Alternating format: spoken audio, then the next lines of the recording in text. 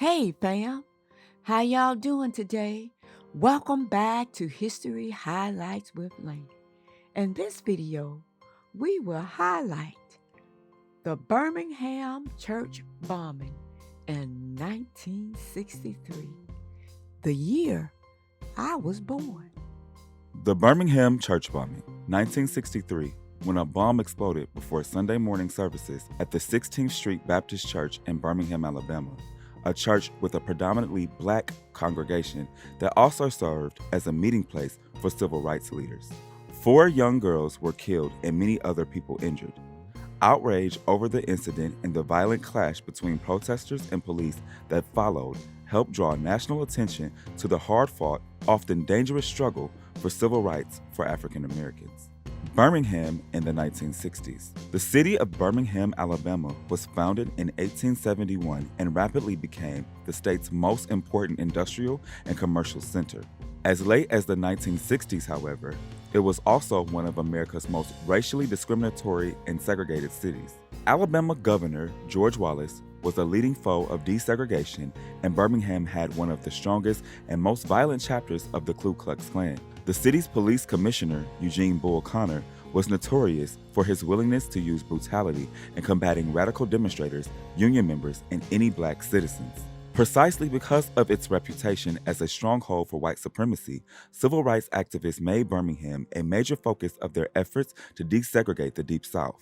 In the spring of 1963, Martin Luther King had been arrested there while leading supporters of his Southern Christian Leadership Conference in a nonviolent campaign of demonstrations against segregation. While in jail, King wrote a letter to local white ministers justifying his decision not to call off the demonstrations in the face of continued bloodshed at the hands of local law enforcement officials. His famous Letter from a Birmingham Jail was published in the national press, along with shocking images of police brutality against protesters in Birmingham that helped build widespread support of civil rights cause. 16th Street Baptist Church.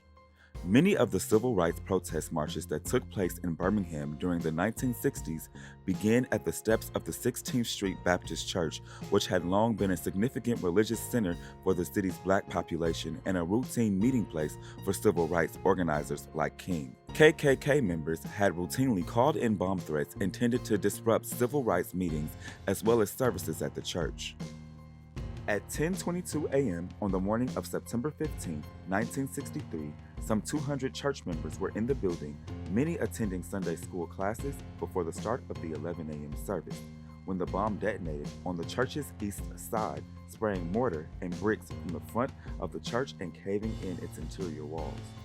Most parishioners were able to evacuate the building as it filled with smoke, but the bodies of 4 young girls, 14-year-old Addie Mae Collins, Cynthia Wesley, and Carol Robertson, and 11-year-old Denise McNair were found beneath the rubble in a basement restroom. 10-year-old Sarah Collins, who was also in the restroom at the time of the explosion, lost her right eye, and more than 20 people were injured in the blast. The bombing of the 16th Street Baptist Church on September 15th was the third bombing in 11 days after a federal court order had come down mandating the interrogation of Alabama school system. Aftermath of the Birmingham church bombing. In the aftermath of the bombing, thousands of angry black protesters gathered at the scene of the bombing. When Governor Wallace sent police and state troopers to break the protest up, violence broke out across the city. A number of protesters were arrested, and 2 young African American men were killed, one by police, before the National Guard was called in to restore order. King later spoke before 8,000 people at the funeral for 3 of the girls, fueling the public outrage now mounting across the country. Though Birmingham's white supremacists and even certain individuals were immediately suspected in the bombing, repeated calls for the perpetrators to be brought to justice went unanswered for more than a decade. It was later revealed that the FBI had information concerning the identity of bombers by 1965 and did nothing. In 1977, Alabama Attorney General Bob Baxley reopened the investigation, and Klan leader Robert E. Chambliss was brought to trial for the bombings and convicted of murder. Continuing to maintain his innocence, Chambliss died in prison in 1985. The case was again reopened in 1980, 1988, and 1997, when 2 other former Klan members, Thomas Blayton and Bobby Frank Cherry were finally brought to trial. Blayton was convicted in 2001 and Cherry in 2002. A fourth suspect, Herman Frank Cash, died in 1994 before he could be brought to trial.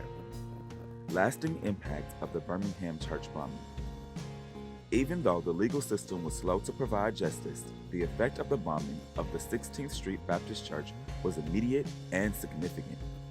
Outrage over the death of 4 young girls helped build increased support behind the continuing struggle to end segregation, support that will help lead to the passage of both the Civil Rights Act of 1964 and the Voting Rights Act of 1965.